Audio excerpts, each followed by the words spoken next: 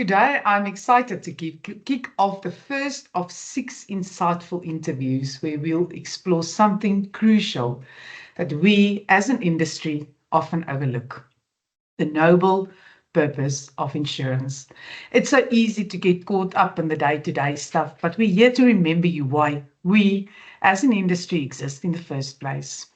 Joining me today is Wimpie van der Merwe, CEO of Global Choices. Wimpie and his team are deeply passionate about the impact of insurance on people's lives. But for Wimpie, it's more than just about paying claims. It's about delivering a complete experience for clients, one that includes emotional and mental well-being. Wimpie, welcome.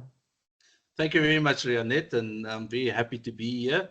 And I'm also very excited about this campaign. It's just to change the whole thinking around just where trauma assistance services and counseling is just a small aspect.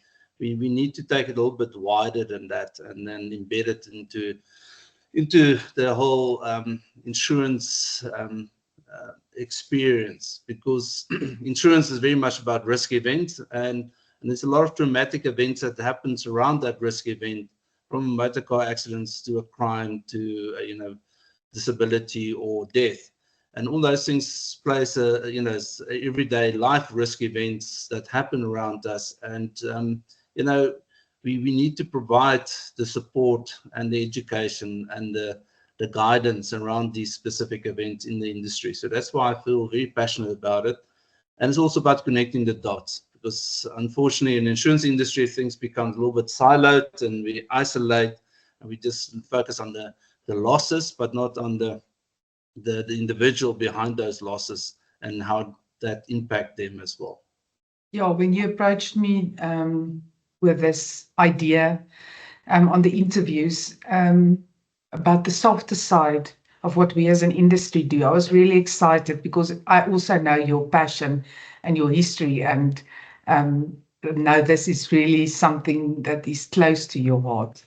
So, Wimpie, talk to me about your trauma assist and mental well-being product campaign. Okay. Yeah, thank you. I'm just gonna, it's not to advertise, we've always been providing trauma assistance and counseling, especially around bereavement counseling, etc., or around our crime victim assist products. But we need, as the industry, start asking the question, and that's why we partner with another company called Are You Okay? So this is a digital platform where they provide support services, education, one-on-one sessions and so on with counselors, etc. But what I want to get to is we as the industry need to start, not just deal with the first emergency the trauma counseling part of it, but also the continuous or support to provide after the event, because you can't just solve it in 5 sessions of trauma counseling. There's a continuous thing. And then it's also I think I've always been promoting the whole thing about design thinking, and the foundation of design thinking is empathy, and then the biggest form of empathy is actually intuitiveness. So we as an industry, we also need to become a little more intuitive, and then after a certain time period, even provide a cover where you actually follow up with the client to see if they're still okay. So it's just those 3 phases of around these psychological events, that the emergency trauma, how to cope, and then continuous support, because in the olden days, insurance was very much about covering about the losses, etc. And you mentioned about the noble purpose of insurance. Insurance is not just about protecting people and businesses, but and community, but it's also its noble purpose is to ensure that it protects and help the person contribute to society or their community or the environment that you protect. So that's where I see trauma counseling just change that emphasis a little bit more. It's must become more embedded into our whole experience. We have to ask the question or connect the dots. What if, and what can we do a little bit more? And and we got the data in the insurance industry, and we can start in allowing and reimagine coverage around these specific things. And it will make a huge difference and support of the insurance industry when you follow up with a client to say you went through this motor car accident or this very traumatic crime or the loss of a family member, etc. And are you still okay? And if you need some help, yes, as part of your package that you had to solve with us, we can still supply you with some support or coverage. And what you touch on really spans over every single part of the industry, which makes the conversation so much more relevant. It's not a short-term thing. It's not a life thing. In every part of where we as an industry come in, except for the investment side, many a time there has been trauma and incident. And sometimes it's just the flooding, but sometimes it's a lot deeper than that. And I really, for me, it's important the way we approach this in terms of how we make buying insurance a lot more palatable for people. It's not about, like you say, just paying the claim and move on to the next incident. Yes. So, something that we maybe must also reimagine is how we're managing claims. Because when a person comes in, and want to submit a claim, if we start thinking that's the other side of the coin, and I've always been talking about total experience strategy. So you're dealing with a claim of a person that went through a very bad experience, like a death of a family member.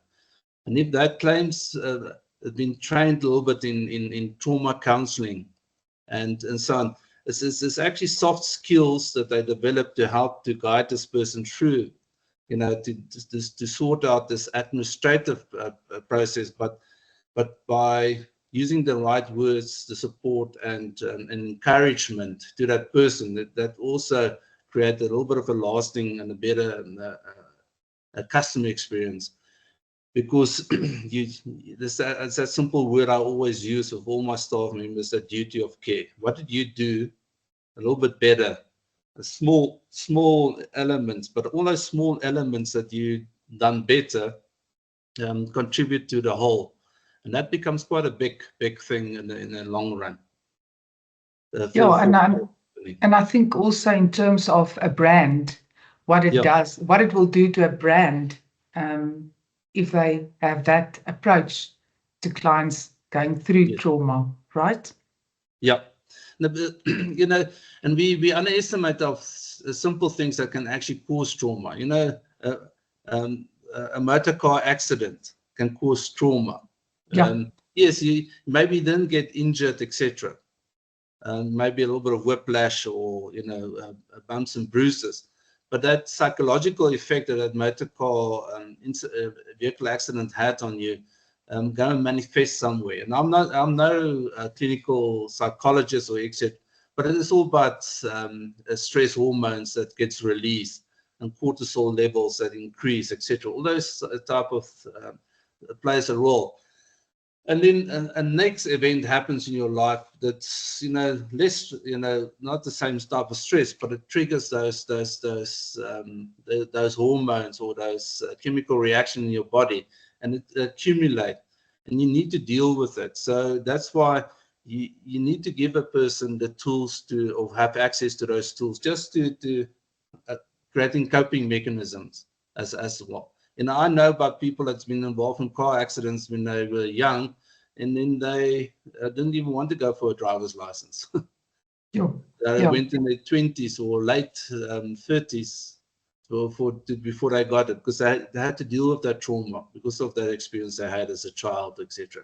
So those are the type of things that we need to understand as the insurance industry. Yes, it sounds like all these soft skills and nice to have, but it's actually so crucial part and embedded into the tapestry of insurance and the products we create. And imagine how we will change how people talk about us as an industry when we start bringing in that really softer element. And yesterday we recorded our next podcast for the Insurance Apprentice TIA Talks. And a lot of the conversation also went around the empathetic side of us as people and of using empathy, whether it's in a leadership role or then in a claim situation. Using empathy to approach a situation makes the world of difference in the results you'll get at the end of the day. Yeah, and it's about the acknowledgement, Yeah. Because sometimes people won't be rational thinking when they went through it. So you as the claims agent or the broker, whatever, will get the brunt of it, because there's a frustration and there's a negative chemical really in your body, because you're in this fight or flight mode or whatever the circumstances may contribute to you at that moment. So it's to actually, a calm voice, it's almost that, don't worry, we will become the placeholder for this, process you need to go through. And we'll try to make it as easy and less stressful on you, because we don't want to contribute to those stress hormones you're really going through. So it sounds like, airy fairy stuff, but it's actually becoming very much by the scientific part of it. We can focus on the physical health side of it, but the mental health is just as important as the physical side of it. And it's about that balancing act on both sides. And then science has actually started producing more and more facts around that, the importance of it, because it's also to do with your fundamentals, about your nutrition, your self-care, etc. And I think we talk about COVID. A lot of people don't underestimate the trauma that COVID caused on the mental health. So we are in a very fragile and challenging world at the moment, because people lost family members, people lost their jobs, etc., and they rebuild their lives. And it's quite a very fragile environment we're dealing with. And if you actually come with an approach, we do understand what you're going through, but here's some support that we can provide to cope with life. Makes a huge difference. It does. I think mental well-being has never been as important and as topical as it is now. Talk to me about our campaign, what we will touch on briefly, and maybe you can share some of the names we will be chatting to.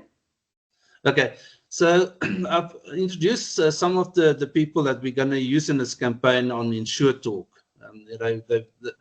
They've done talks, and it's all people that went through certain traumatic events in their lives. So it's like Nikki Bush that had a very bad crime incident at their house, and her husband was killed, and then how whole life was turned, over in a couple of minutes, and then the whole struggle to get over that, not just overcoming the loss of a husband, but also playing a new role as the head of the family and taking charge of it, and how she actually developed coping mechanisms and support. And by doing that, now, she's always been a public speaker, but now she's actually helping quite a lot of people in different environments to create these coping mechanisms and support, for them, and also educate them how to overcome that. The other one is now I forgot his name. But we'll get Ari Seris in. He was a very young guy that became a paraplegic, and and he was active. He was in the army, parabats, etc. And next moment, he can hardly move. So become a quadriplegic. And and how he actually developed coping mechanism, and this new constraint in life, and how to actually find his ability in life. And it's also a very fascinating story about, he took over Quasar, the Quadriplegic and Paraplegic Association, and made it a very successful association. And it's also self-funding by creating businesses in there, because he was always an entrepreneur. So it's all those type of a story. And then the guy that was that we also had on, and I can't think of his name right now. I think it's James, and he was captured by Al Qaeda in Africa, Yes. and he was hostage for 6 years. And how he had to develop almost daily coping mechanisms to actually overcome that experience and share that. And the whole reasons why is sometimes we'll think our stresses and trauma in our lives is but compared to some of these other people, what they're dealing with, you can actually then relate your stresses and the experiences, but make it more applicable and in your life. It's also about the education. And even my own personal life, why I've got involved with this, it's not to create a story, but my 26 years ago, my first previous wife was killed in a car hijacking and raped and murdered. And for me, I was 5 months divorced from her, so I had all these different traumas that I had to deal with. And that's actually how my company came about, and that's why it's called Global Choices, because I believe life is all about choices. And if you make certain choices, how you can overcome it. But you have to go through the downward spiral of this challenge of post-traumatic stress, trauma, etc., and then make the choices. Okay, how am I going to work out of it? And the simple fundamentals was also getting trauma counseling from experts and sessions, but it was also making small choices every day. Go for a run, because in my head it was putting one foot in front of the other, etc. And then 9 years ago, I was a victim of crime and woke up in Arlington Hospital the next morning after the insurance function. And dealing with that, wrong place, wrong time. I was in my tuxedo, had a nice watch and a cell phone and a wallet, and robbed of it. And I definitely fought with the attackers or the criminals. But after I was recovering, I had a very bad concussion for about 3 months afterwards, because I was really badly beaten and bruised and sore. And I think, okay, by using that experience, how can I help people, victims of crime? And that's how we could develop our crime victim assist. And it's a simple product that actually, just to help you to get on your feet again and have access to it. So now it's a cell phone with a WeCare app on it, and you can have access to all the resources you will require, from a locksmith to cancelling all your bank cards, to a trauma counselor, to transport, etc. But and also you can transact on it, because because your wallets can be gone with all your cards, etc. So at least until your cards are replaced, there's a wallet on it, or a physical card, depends on the choices and of what the clients use. But by introducing it and you actually deliver this, it's like someone cares. This is amazing. Someone cares. There's a letter that says, sorry to hear about your incident and the trauma you've been subjected to with a home invasion or a hijacking or assault. But the reality is that you show your care, and here's some tools just to help you along the way. And but it goes even further than just the trauma counseling and the psychology. It even provides you access to a lawyer. So if you have to go through the process of identifying the criminals in a lineup, you've got the support. It's if you have to testify in a court of law, know what to expect, and there's this lawyer that can give you guidance and support around that, because sometimes you become another victim even in that environment as well, because you get badly attacked and almost make this your fault that you were the victim in a strange way. So it's about giving these small things, I always believe it's those small steps you take, but in the long run, it helps with all the bigger things in life.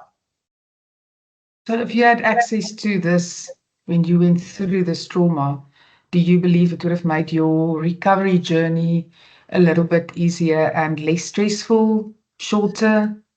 Yes. Okay. So this is a simple thing. Is like where do you start? Because your cell phone is your connection to the Internet of Things, etc. So you can't communicate. You can't contact the banks, etc., to cancel credit cards or bank cards, etc. So by providing that immediately helps, and it gives you, it even takes that stress away about, because now they got your IDs, your ID card in the wallet, and so you never know what's going to happen, and also the floor limits on your. So the first reaction is to cancel those things immediately, and then I have to go and apply for my driver's license and my ID card, etc. So even on the app, all the application forms are there. That you can fill in and then submit and do your bookings, etc. So, afterwards, and and if that just makes the journey a little bit easier, because it can take you up to a month afterwards to sort out all these things. Even if you're not badly injured and you had to go through rehab and all those type of on that side as well, because sometimes people are physically hurt. But it is this little things you think about, but it contribute to the bigger thing. If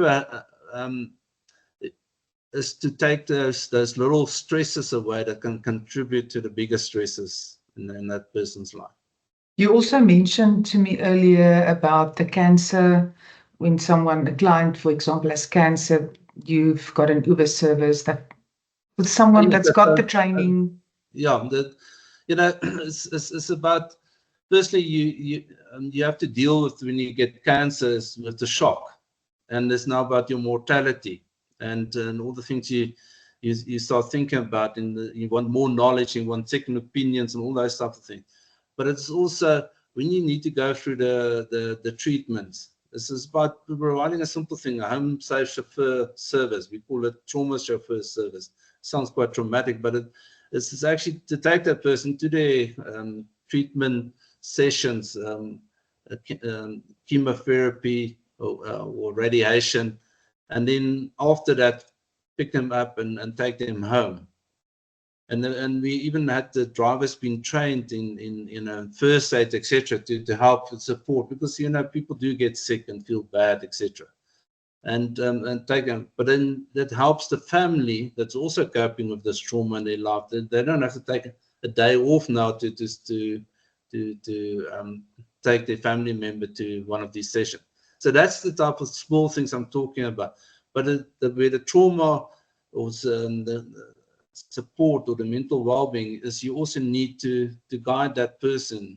Yes, it's okay to feel like that, but here's some coping mechanism, because you're dealing now with your change in life, but your family members as well, they're also going through trauma, because they can see what you're going through, and that you also need to support them.